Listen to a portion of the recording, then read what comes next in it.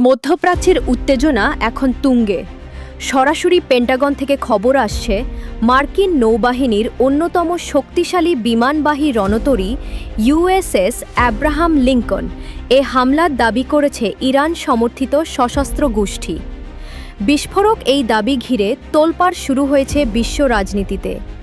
ইয়েমেনের হুথি বিদ্রোহী এবং ইরানি সংবাদ মাধ্যমগুলোর দাবি অনুযায়ী লোহিত সাগর এবং আরব সাগরের সংযোগস্থলে অবস্থান করা এই মার্কিন রণতরীকে লক্ষ্য করে একঝাঁক ড্রোন এবং ব্যালিস্টিক মিসাইল ছোড়া হয়েছে।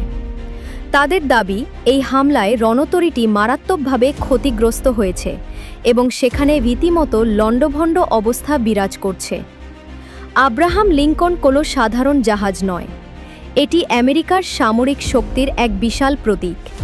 ইরান এবং হুথিদের দাবি যদি সত্য হয়, তবে এটি হবে দশকের সেরা বড় সামরিক ধাক্কা।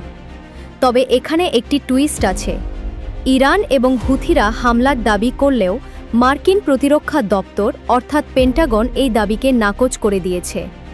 আমেরিকার দাবি, তারা আক্রমণগুলো সফলভাবে প্রতিহত করেছে এবং রণতরীর কোনো ক্ষতি হয়নি।